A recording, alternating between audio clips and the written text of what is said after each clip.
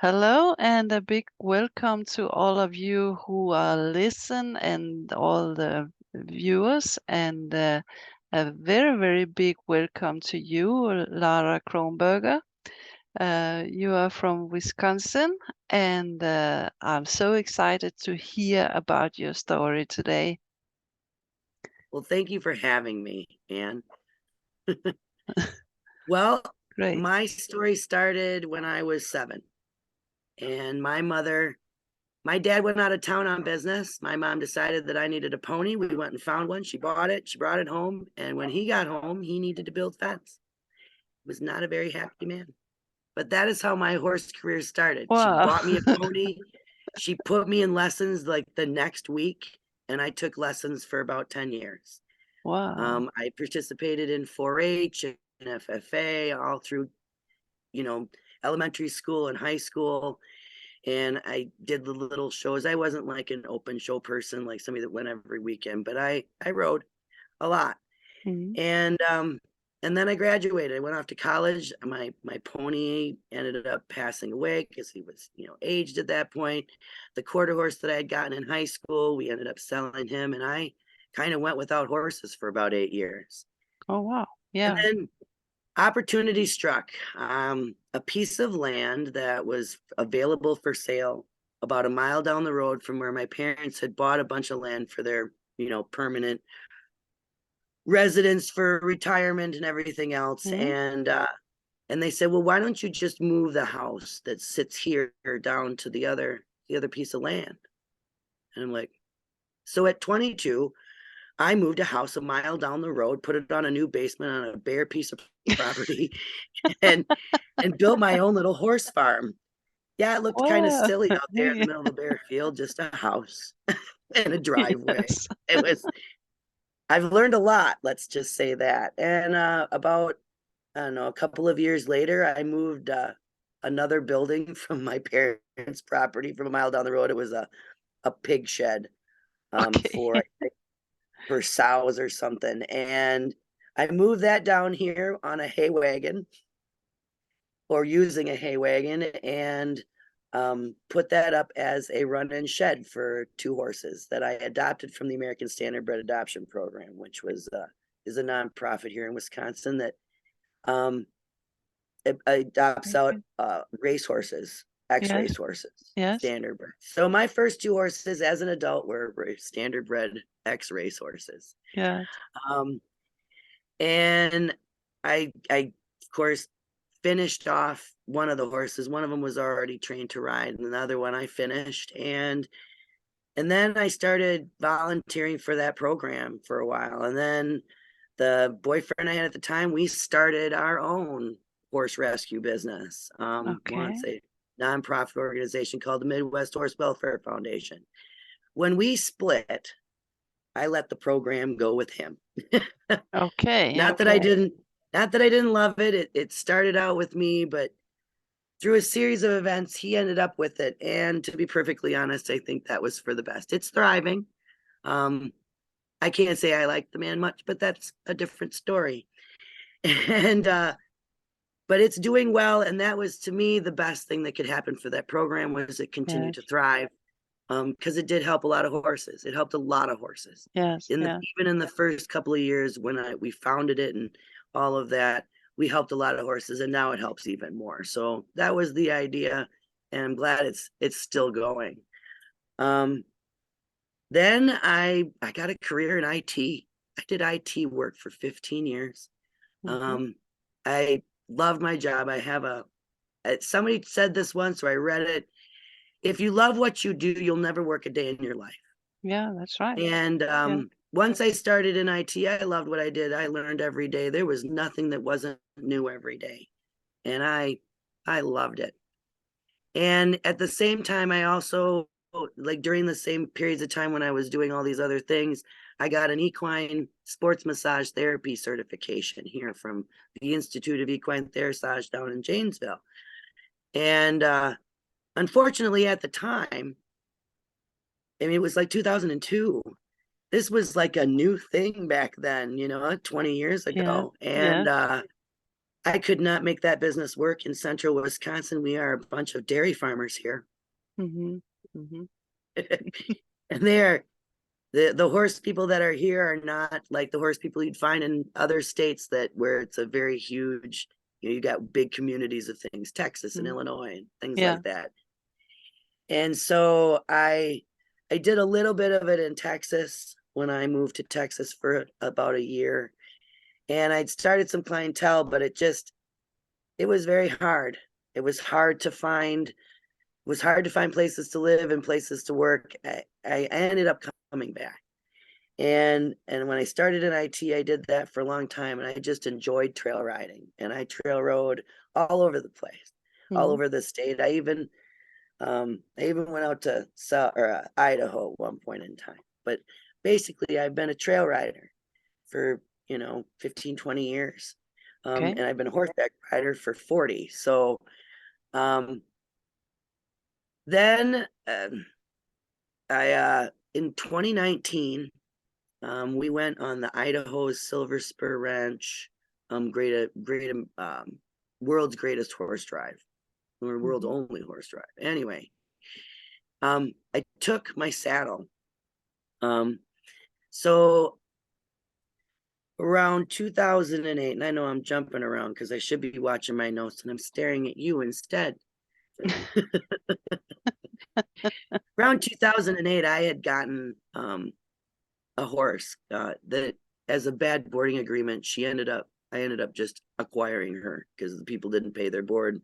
Horse becomes mine according to law here. So Okay. and I left her sit, and it was one of the dumbest things they did. It was probably very good for her to be left to sit, but she was a gem. She ended up being my regular riding horse for close to 10 years. Mm-hmm. Last year I had to retire her, and this year I'm probably going to have to say goodbye. But we rode, and she was a little asymmetrical because of arthritis in one of her front knees. And it was due because she was a trained reining horse, and she was pretty good at it. And by the time I got her, they had spun her into arthritis, basically. And so we trail rode. We trail rode everywhere. Mm-hmm. She would go through everything. She would lead, she would follow, she would get people out of a jam. We'd go find horses and pony them back when somebody got dumped, things like that. But every saddle I used on her caused massive soaring. Oh, wow.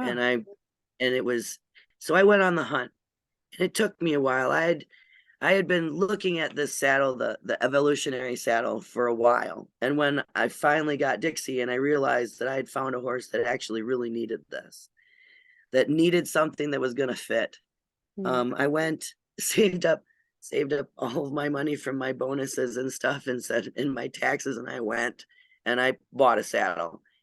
And I bought it in the middle of winter, and it had a 30-day money back guarantee. It's unfortunate I don't get to ride in February. It's too icy here. Okay. And I waited a very long 2 months, and I put the first rides on anybody that would let me on their horses. Like, you don't want to ride him the first ride?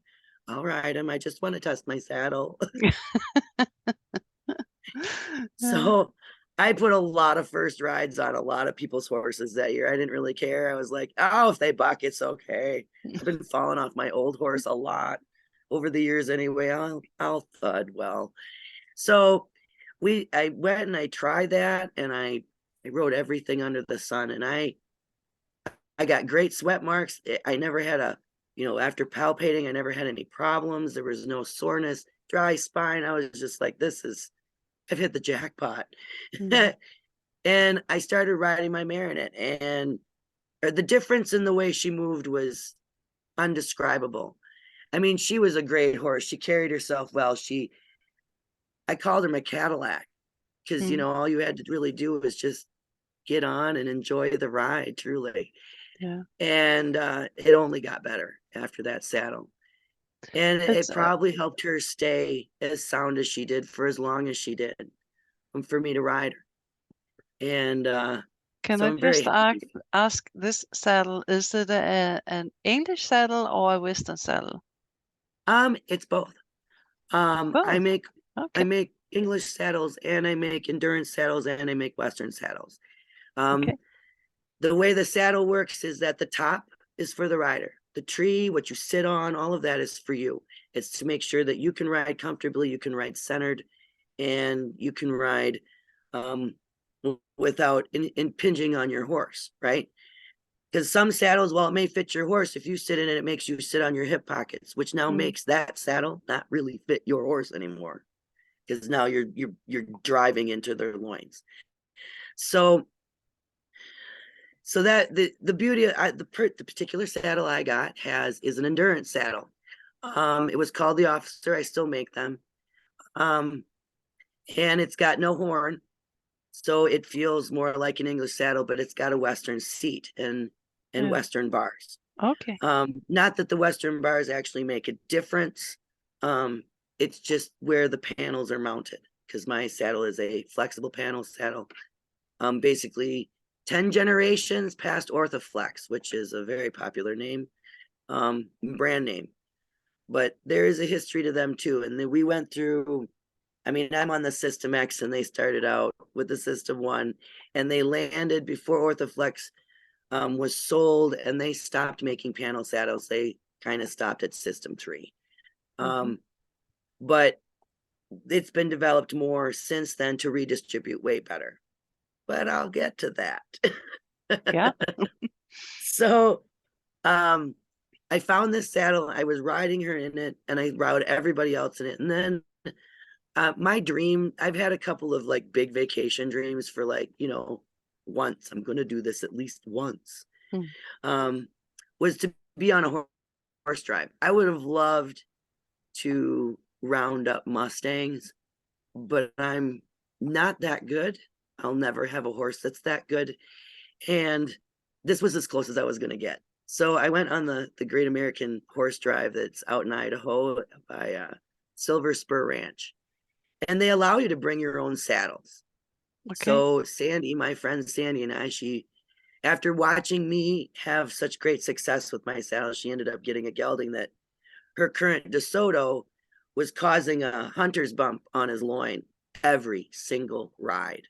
And it would make his really hollow trot even worse. So she went and invested in the saddle as well. And so we both took our saddles out west to go and take it on this huge ride, which was at the time 20 miles a day at above 9,000 feet. And, for 4 days, 5 days, wow. 4 days, something like that. 5 days. We did a trail ride the first day and then we did a horse drive for 4 days. Now I think that horse drive is a little shorter, but at the time it was a 4-day horse drive. Yeah. And by the second day of the drive, they stopped checking our horses' backs in the morning for soreness. Now they were checking everybody's because we were watching them tack up, but they stopped. It was kind of weird. I'm like, they palpate everybody, but they're not palpating ours. Okay. And it took them a minute to figure out how to use our saddle just because they had never seen it before. And they took really good care of them because they took care of the tack. Because I was under the impression when I read all their directions that I was going to have to saddle my own horse, but apparently that was wrong. They did it for me every day. Okay. Which was convenient. It's a vacation, right? Yeah. So on the way back from that ride that we had great success. I mean, if it wasn't for that saddle, I'm pretty sure I wouldn't have survived very well in the other saddles that they had. No. Between my knees and my ankles, by the second or third day, I would have trouble walking. So I was very grateful that they let me use my saddle and that it performed as well as it did. So on the way back from that vacation, we stopped at the campground that my predecessor owns, that she runs and owns and runs. And it's out in South Dakota. And I said, well, it's a halfway point. It's only like a 9-hour drive from there to Holmes. Why don't we stay there and visit with Kathy? Because that's who we bought our saddles from, and see what she was up to and see what her place was. Maybe we'll want to bring our horses out here to ride because it was a horse campground. Yeah. And so we stopped by and I'm talking to her and I'm like, I'd really like to learn a trade. And, carpentry isn't my thing. And not a plumber. And I said, but saddles, leather work, that might be right up my alley. Would you be willing to teach me how to build these saddles? Because I had continued to watch your website, and I noticed that they hadn't been building saddles in a while.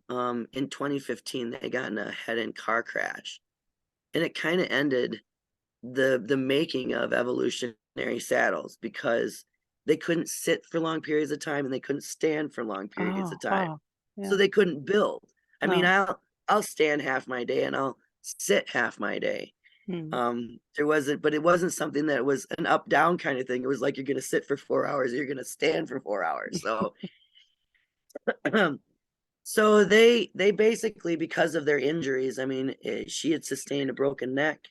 He had sustained a bunch of broken leg issues. And so they stopped building saddles somewhere around 2015, 2016. In their final orders, they ended up having to subcontract out to another panel saddle maker to finish some of the stuff with their materials. Okay.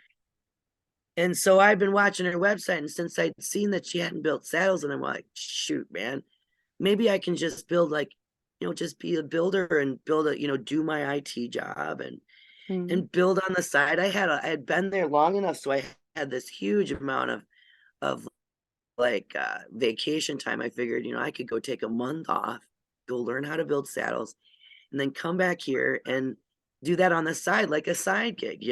Yes. And she's like, yeah, absolutely. She gave me a bunch of videos, sent me home with a bunch of information. And I was like, I'll be out there next March in 2020. And she's like, all right, yeah, 2020.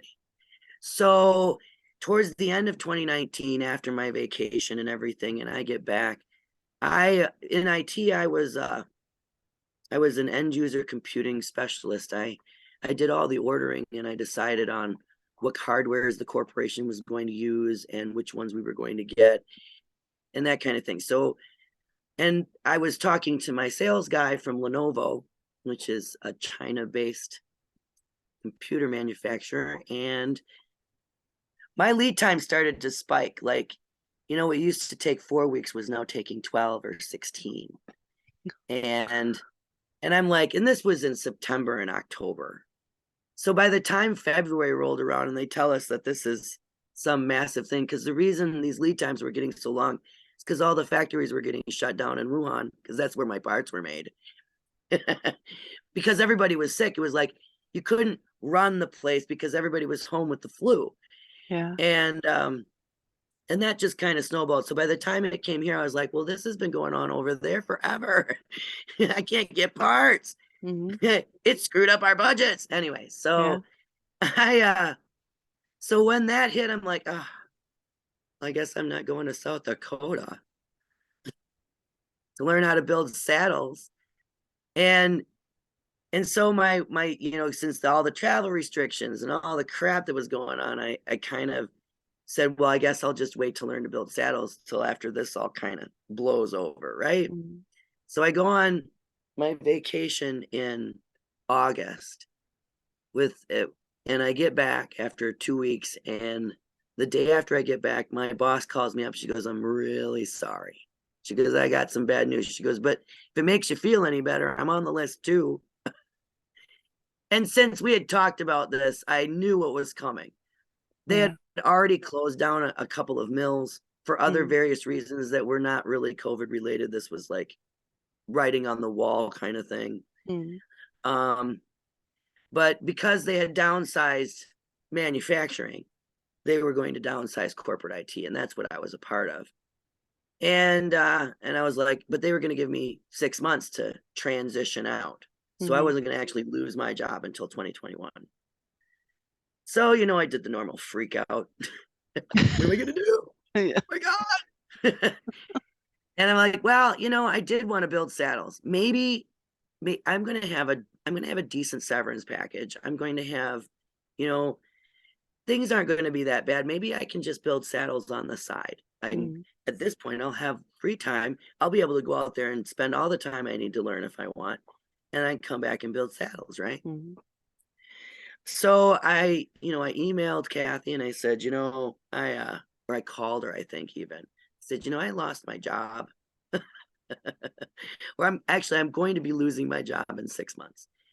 And, I'd like to learn how to build saddles. I'm going to have a lot of free time after March of 2021. And can I come? And she's like, huh, yeah, let me think about that, she says, and I'll get back to you. I said, cool. And she ended up sending me a bill of sale. And I'm like, what is this? I was confused at first. To be perfectly honest, I was like, what? I just want to learn to build saddles. You just have to pay me a commission of like $1,000 a saddle. I'd be happy, right? And she basically says, no, I think maybe you should buy the whole business, do it as an asset sale, and build them for yourself, and build them for, make it go further, because she couldn't. She just wasn't physically able to do it anymore. No. And she was running a campground, and even that was pretty stressful. I mean, I guess at one point right before we had arrived, she was in a very bad way because of the pain, because of a broken neck, and all the things that had come from that. She ended up learning and taking up this classical stretch, which had transformed her life. She's now active and moving around, no more pain, no more anything. And so she's actually doing really well. But at that time, she was on that path of getting better. She's like, why don't you just buy it? And I was like, I don't know if that's such a good idea. I mean, yeah, it's a great saddle. And yes, I sell it, even though I don't have any stake in it. When somebody asks me about it, I show them all the stuff, and I was doing the demo before I ever started building them. Yeah. you know, anybody that asks me, that's just a cool looking saddle. Yeah, and it fits every horse I put it on. Yeah. And people don't believe me. Yeah, it does. I got pictures. and so I called up a friend of mine who runs a used car place and auto body shop. And I said, what do you think? He goes, you could do this. You could do this. He goes, can you afford it? I said, yeah, probably. I'll have to dip into my retirement and that kind of thing. And he goes, yeah, you can do this. He goes, you should get a HELOC, get something, a home equity line of credit on your house. He goes, it'll help your capital.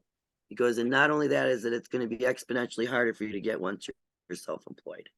He said, oh, if he hadn't given me that advice, we would not be here today. No. If it wasn't for Eric, I might have passed up on this and just gone and tried to find another job. I'm very happy that I didn't. So I went and I figured it out. I went and I ran the numbers. It should work. I should be able to do this. Should be able to make this. And that's where it began. So in October of 2020, I went and put my down payment on this business. And in March of 2021, I paid my final payment, and I learned how to build them. And since then, I have been building. And I've sold a few. If you check out my website, you'll see the ones that I have made, because I try my Facebook pages. But yeah, I've been building ever since, and making tack. And I have to say that old adage that if you love what you do, you'll never work a day in your life. I do. I didn't know if I'd like a change in career. Remember, I was in IT. I used to sit at a desk like this all day long, and I loved it. And every now and again, I would travel around and do my hardware stuff at my remote users, because it was a paper company I worked for. So I took care of all the wood yards that supplied the wood for the company. So I took care of all their IT needs. So I got to travel around a couple times a year just to go check on them. Otherwise, I got to sit in my easy chair or behind a desk watching TV and working. I mean, I loved my job. I loved the people I worked with. I loved it all. And to be able to say that now, after making the transition of such drastic from IT to leather work, I can't say that it's been easy. I can't say that it's been it's been easy at all. It's been frustrating because I was alone, and Mm. doing things alone when you used to have a team, Yeah. people to bounce ideas off of, or to just say, you're nuts. Mm. When you come up with something like, oh, well, Yeah. that's ugly. If you're by yourself, man, you think everything's beautiful and it's all perfect, right? Or it's all crap. Yeah. But it's nice to have a team member. Mm. In September of 2021, I was able to bring on an apprentice, and it has changed a lot of things. It costs me money, but it also helps me keep focused, and it helps me, bounce ideas off of somebody when I want to, if I'm stuck. Mm. It is incredible. I also have a sales team too, but really, it's always been about the horse and rider. What I really loved about the saddle and why I bought it myself was the fact that it sits me centered. Like immediately when you sit in it, it sits you centered. Mm. Depending on the seat, if you need a wider twist or a narrower twist, people's pelvic areas, their bony structures are different. Some people need a narrower twist, especially those that haven't had children. Yeah. Those that have had children, their pelvic bones are a little wider. They Yeah. need a bigger base underneath them. Depending on their makeup in the rear, if they don't have a lot of musculature under their butts, like me, I'm flat, no booty. And you need a little extra cushion. I Yeah. actually had a gentleman call me once going, can you put extra padding under where the seat bones are? It goes, because I get open sores when I ride in saddles. Oh. And I Yeah. was like, oh my God, well, of course I can, Yeah. you know? So yeah, you get them all. And I try to cater to those that are struggling to find something in the conventional world, either finding a saddle that fits them, fits their horse, fits them both. Um, as the riders age, they have different needs. I Mm. cater to the people that have a hip replacement and they still want to ride, but it's uncomfortable to Yeah. ride in something that's got a hard seat. For some of them, it's very comfortable. It depends on their body structure, their bony structure. Mm. So I sculpt seats, depending on, what a rider tells me about how other saddles that they've loved and hated fit them, Mm. and try to find that happy medium for them. Since the bottom of the saddle, the way it's been designed, will fit just about any horse you put it on. I've only had a few horses that it didn't fit, and that was because they were not the norm. One was a very large police horse in Canada. I have never seen a mare have such tall withers and broad shoulders at the same time Mm. ever. I mean, it was when they sent me a picture of my saddle on this horse's back, it looked like a postage stamp. I said, "Oh my God, that doesn't fit." Send it back. So, um, yeah, there's been times when I've been very surprised that it fit at all, and I'm like, I put my 17-inch Western looking, English looking saddle because it looks kind of like a combo, um, on a 13-hand pony. It looked like it kind of engulfed the horse or the little pony, but it fit. The Mm. weight bearing surfaces of the saddle were in the parameters necessary, Yeah. because the front of the saddle can overlap the scapula by up to 3 inches. And so, when I had to slide it forward, more forward than one would think a saddle should be, it looked a little funny. But rode 7-8 miles and didn't have any problems with that. The pony was perfectly fine. Odin. And Odin. Hey, sorry about that. We all got animals. Oh, good gravy. I've got I've got 10 horses in the pasture and 2 dogs in here, Yeah. and a guy out there collecting. Have my mother over here scooping all my composted horse manure into a dumper trailer for a guy that's taking it all away. So it's like a zoo out there. And I said, Another, nobody can bother me. I'm on my meeting here. yeah. Um, so the way my saddle has worked, or it works, is that it is a free moving panel on the bottom of a wood tree, solid wood tree. Um, there are other panel saddles out there, such as Reactor Panel, American Flex. A lot of these places are out of business. Reactor Panel is still in business. I'm still in business. And there's a place in Canada that is making the American Flex called DK Saddlery. And we're pretty much it. The Living Bar saddle is also a panel saddle, but I've heard some rumors that she may no longer be in business. So I can't really say yay or nay about that. I know that her saddles are very well liked. That's all I know though. So my saddle, because of the way it's designed, it redistributes weight into the middle. So, when you put a saddle on a horse's back, English saddles are better at doing this than Western saddles because you can flock an English saddle to the shape of an individual horse a lot easier. It may not, move and change as the horses move, but it does a much better job as long as the center channel is wide enough. I've had a lot of luck helping people with English saddles that fit pretty well. But, they don't want to invest in one of mine, which is fine. But I can help them shim if they don't want to get it reflocked, or reflocking isn't actually going to help with certain things, because this is about building a horse's muscle up so that the saddle fit a little better. It just depends. Every horse and the rider is individual. So you have to take them all as on a case by case basis, which is what I love about this business. Yeah, it To be will never perfectly be honest, the same. It's nothing always is the same. no, You'll never know it all. no. There's always something new. It doesn't matter how old you are. I've been doing this for 40 years and I'm still learning. Yeah. And it will always be this way. It was what I loved about IT and is what I love about this equine industry.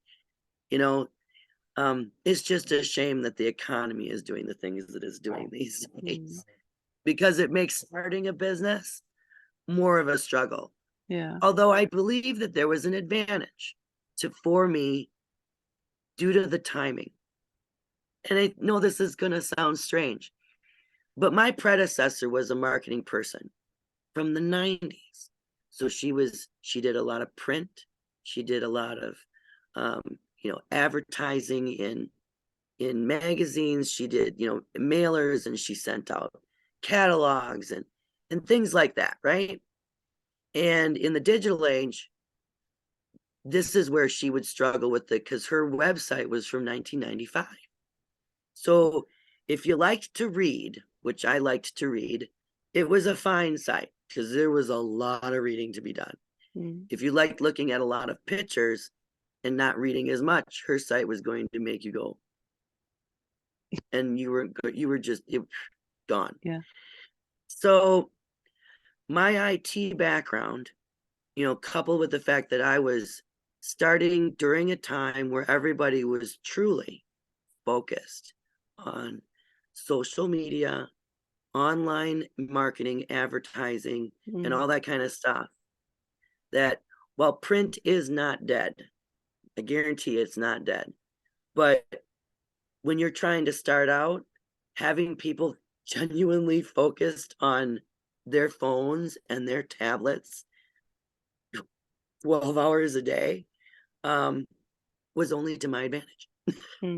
Yes. And I didn't have to invest hundreds or thousands of dollars in advertising in magazines or print things, which can't determine their return.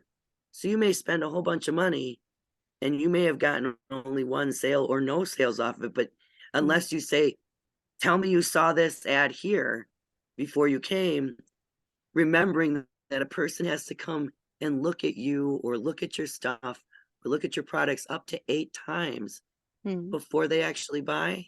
Yeah.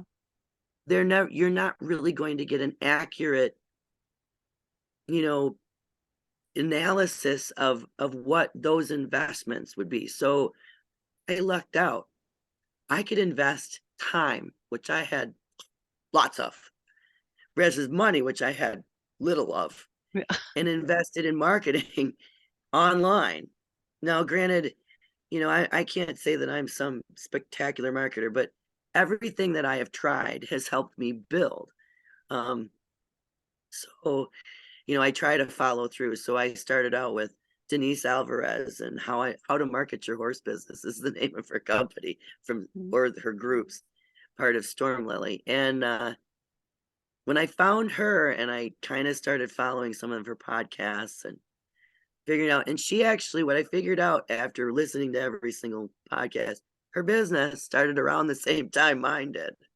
uh-huh. Um, and she had been working in that industry for a long time and she decided to strike it out on her own. So I got to follow her from her infancy and she's followed me from mine.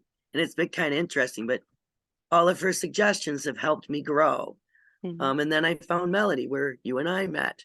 And her things have helped me reduce inventory and practical stuff, things mhm, that I probably would have eventually come up with, but on my own, but it would have taken a lot longer. And having these people and having the resources that are just at our fingertips from an industry that I came from, which makes it really easy for me to do because I understand it, mhm, fundamentally, yeah, I it's helped. It's helped a lot. It's like I prepared for this whole thing my entire life, mhm, from all the little bartending jobs, doing all the customer service over the phone, tech support over the phone for a few years, hospitality, management, and retail.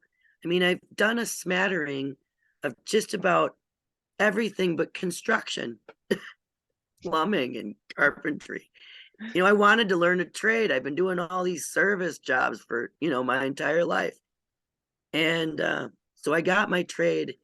And since I was able to bring all of my service skills with me, it's made me that much better because I've noticed that a lot of tradespeople are really good at the trades, but when it comes to certain customer service aspects, they they lack the ability to keep a customer happy while telling them bad news. mhm. Something that I got very good at with doing tech support is it's like, Oh. you're sorry, your computer's never going to turn on again. you know, I've had to tell people that Yeah. and or tell them that, sorry, you're still going to owe us all of this but those skills that I gained have helped me, deal with customers here because some people call up and they're in a rage like it doesn't work, it doesn't fit my horse anymore. I don't know why is it slipping back? And Mhm, why is it tilting to one side or this or that and because I'm able to talk them off the ledge so that they can get calm enough to tell me what the problem is so we can actually solve it. This has been inherently yeah. and dramatically in my favor during this.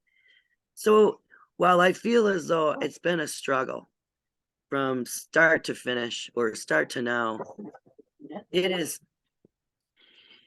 if I had tried to do this even let's say 7 years ago, just a couple years before the pandemic, I don't know if I would have the same success as No. I would have because I started in a way that I think helped me focus on certain things that would help get my name out there more easily, where I Mhm, wouldn't have had to spread myself thin over a bunch of different mediums trying to get my name out there, or going to a lot of expos, which cost a lot of money to go to.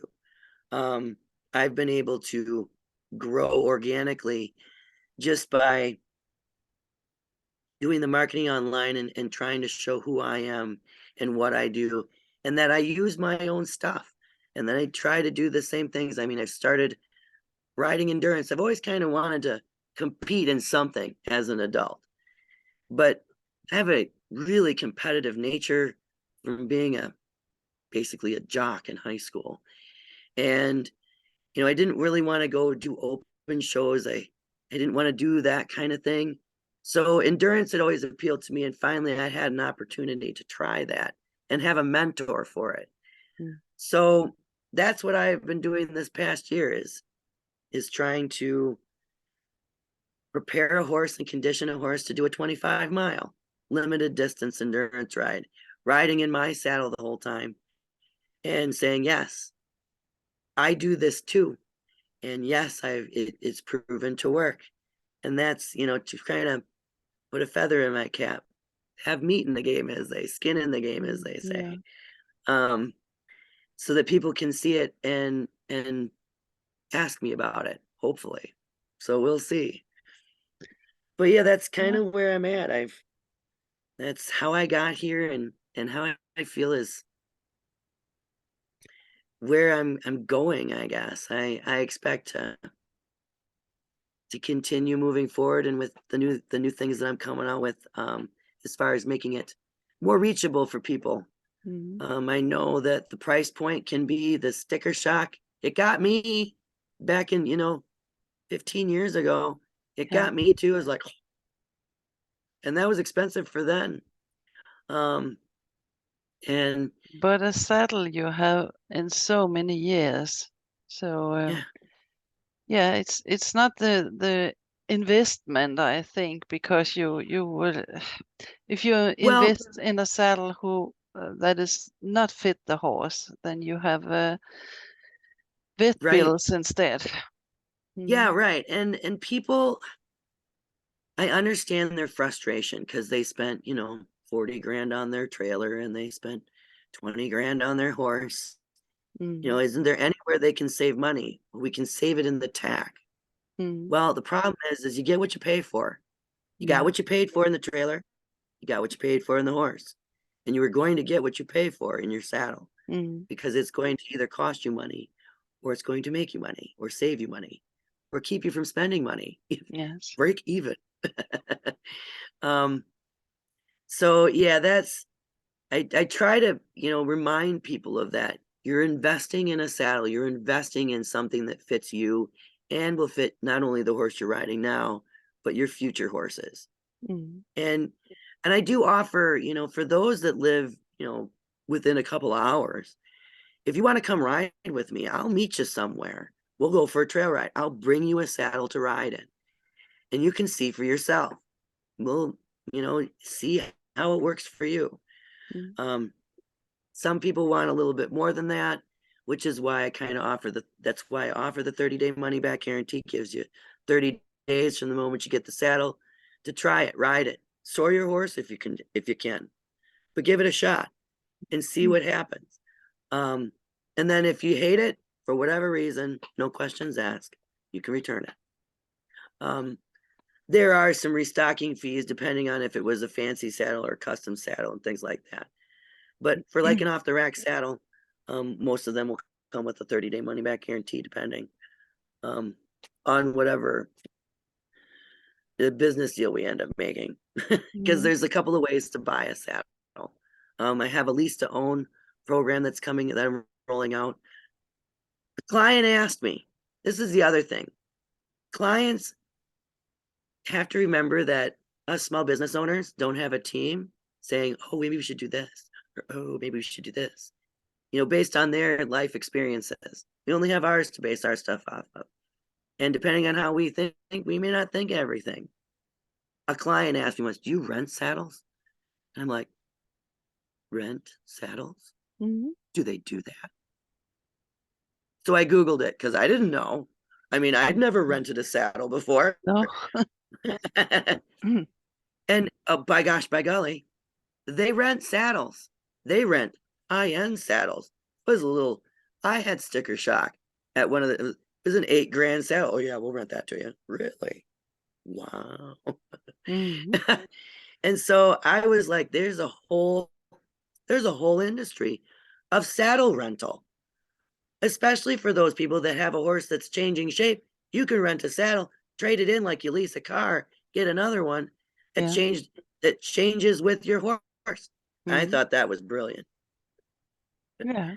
I said, well, let me look into this. let me see what I can do. Thus, the saddle lease to own program has been born. And I've set it up so that a person can either rent it for like the summer, like I want to know if it's going to work and I can decide later. Sure. Yeah. And Mm. they can just rent it for the summer. And then if they want to turn it back in, they can just turn it back in. Or if they decide they love it, want to keep it, if they just keep renting it, and at that point, from the moment they started renting, in 16 months, it'll be paid off. Yeah. So then they'll own it. And trying to keep the payments from feeling as though you're spending like $2,000 here and $2,000 here, which really, unless you're a saver or you have a lot of extra disposable income, puts a crimp on a budget. It's easier to work in a payment than it is to work in some big lump sum a lot of times. As Mm. anybody that's run into a $2,000 vet bill knows, it's just like, Yeah. so there's that. It's only going to be offered on new and prototype saddles. So basically, you're going to get whatever comes out of my head or something that's already part of the models that are there. Mm. Which it's going to be a couple of models that are there right now for the first couple of for the next couple of saddles I'm going to be building for this program. And then of course I make all kinds of tack. One thing that I try to urge every person that I talk to that's either riding or wants to buy a saddle or wants me to look at their saddle, it doesn't matter, conventional saddle or mine, everyone should wear a breast collar. Mm. Everyone. On the flat, in an arena, on a trail, wandering around your yard, anywhere, always have a breast collar. And it's not to keep your saddle from sliding backwards. It's not for that at all. It helps with that on hills, obviously. It's what it was designed for. It also helps if you're going to be, dragging something. Gives more than just around the waist, Mm. But it's really to keep you from dying. One is that saddle's never going to slip past about just over the withers. Mm. Won't. Just won't. You'll never get it slipping underneath their belly, ripping off all the stirrups, destroying the saddle, destroying the tree, and freaking your horse out beyond belief. Mm. Just won't happen.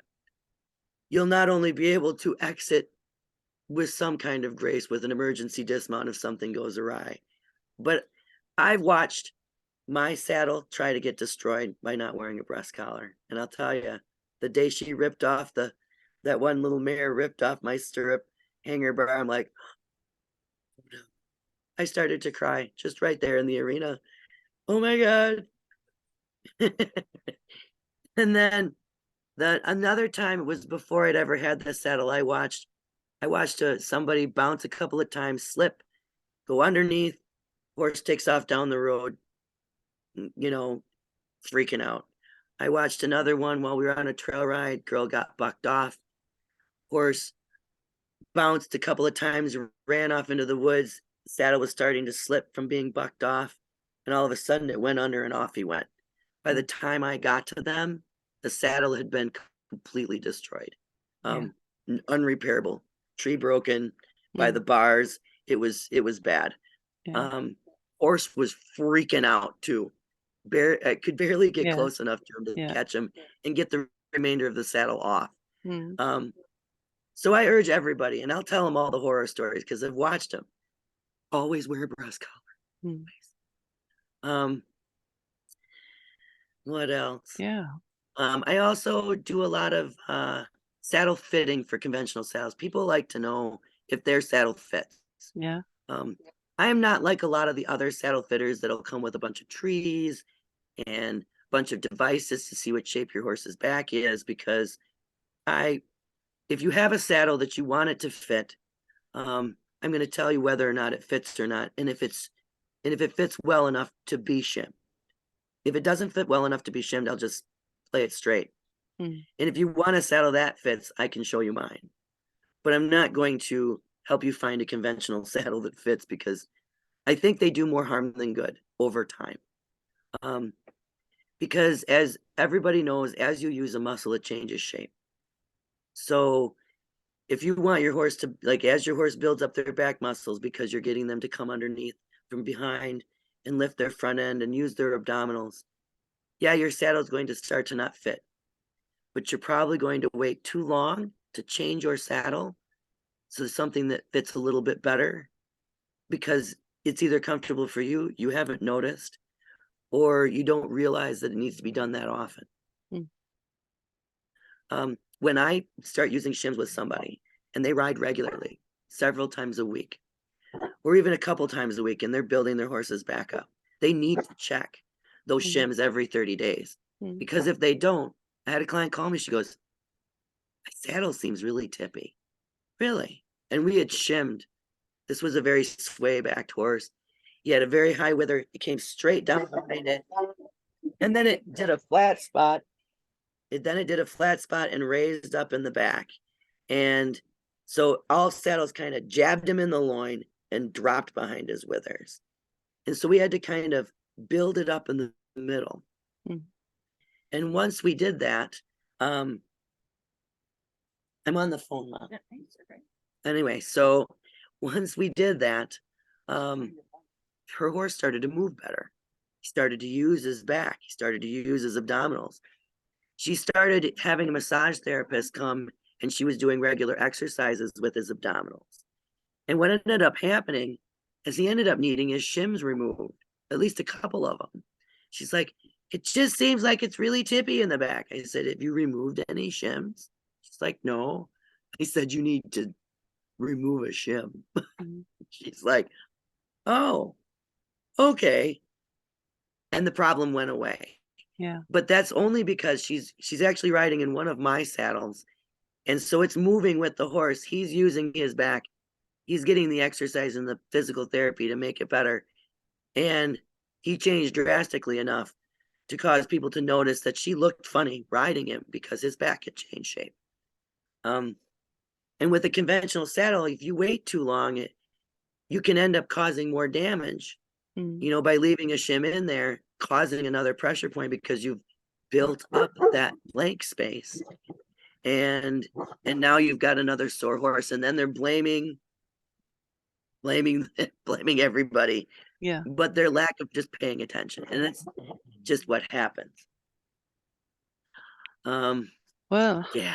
do you send the saddle far away from you, or is it just in Oh the yeah, I have local?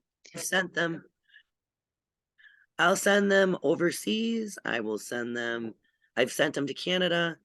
Mm. I've sent products to Australia already. Wow. But I'm willing to sell to anybody. Mm. I can ship internationally. I know that that comes with problems on the receiver's end, where they got to pay a bunch of tax, Yeah. and that kind of thing. Mm. I do feel for that, and that's probably why. I mean, I have a following overseas, but I haven't sold a lot of saddles. There are saddles over there that I know people have purchased. Mm. I know. Actually, I have a client that actually I call most people that call me for any question a client, whether they've bought something from me or not. Mm. Because to me, it's about them. If they have one of these saddles, whether I built it, Kathy built it, Mm. I'll even help support a lot of the Orthoflex stuff because Len Brown is not supporting it anymore, and all the people that own the name now don't make a panel saddle anymore either. Mm. So I help all panel saddle people, and they all become my clients because it's about them and their horse. And if their horse and them are happy, then they'll be coming back and looking for me. Mm. The old rule of thumb in sales: a Yeah. happy person tells 3 people, an angry person tells 9. Yeah. So I have to keep people extremely happy so I can get them to tell at least 3 people, maybe Mm. more. That's So right. yeah, I do. I love my clients. I have Yeah. one lady from over, I think she's in England somewhere in the UK. And she's got a couple of horses that she's been using the saddles on. She goes, I love them. I just love them. I got mine used from over here. But there's not a lot of them in the used area. And I've always thought, knowing the number of saddles that Kathy sold, um, the fact that there's not a lot of them on the market only leads me to believe that the people that have them love them and don't want to give them up. Mm. So to That's me, right. that's part of it. You know, some people like, Yeah. why aren't there a lot of used ones? Because probably the people that bought them love Mm. them and don't want to give them up. You know, and they will fit they feel pretty much the widest variety of horses that can be fit, my saddle will fit. So from the mules and the donkeys to the thoroughbreds to the pony to my little fat, flat backed halflinger and my knife withered Morgan quarter horse cross. Yeah. And, you know, fits them all. Good sweat marks, you know, and if you and it since it rides it since it sits you in a centered position, you're not impeding on your horse's movement either. The only problem that I have found that I have with my saddle in the one uh, discipline is dressage. Mm-hmm. Where they want to sit, I cannot put them. No. I just can't. I can't put their butt anywhere close to that. I can redistribute the weight better so that it sits in the right spots behind those withers, right where you'd want to sit on a bareback horse. But I can't get their butt there just due to the nature of Mm. how this panel saddles work. I know that's where they want to be, but if they ever find a hard to fit horse that they can't find a saddle that conventionally will sit them there without soaring their horse, then Mm. they can come find me. But of all the disciplines, that's the one that I know I'm probably never going to be able to get close enough to their sweet spot that they Mm. prefer, even if their horse would perform just as well. Um, I don't think that I'm going to get into that market, but I Yeah. do make saddles on that tree. I make endurance saddles on that tree. I'll make a dressage saddle on that tree. Because people like to sit in them. It's a nice deep seat. Mm. And for certain things, but for actually doing dressage, my Grand Prix dressage writing friend and bookkeeper that does my books explained to me why I was having trouble in that market. Mm. So I focus more on people that are more worried about weight distribution, fit, and not soaring their horse, or having a horse that's asymmetrical and they need help with that. Mm. So yeah, Yeah. that's where I'm at. Where can people find you then? You have a homepage or? Yep, I do have a website. It's evolutionarysaddles.com, all one word. Uh, that's my main website. It's got all of my products, all the saddles that I have available. You can sign up for my email list on there.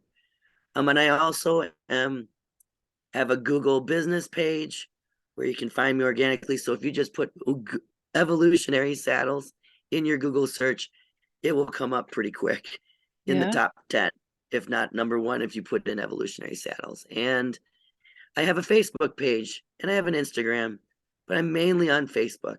I have found that the people that want to learn about me are on Facebook, a lot less of them on Instagram. And that's under evolutionary saddles as well.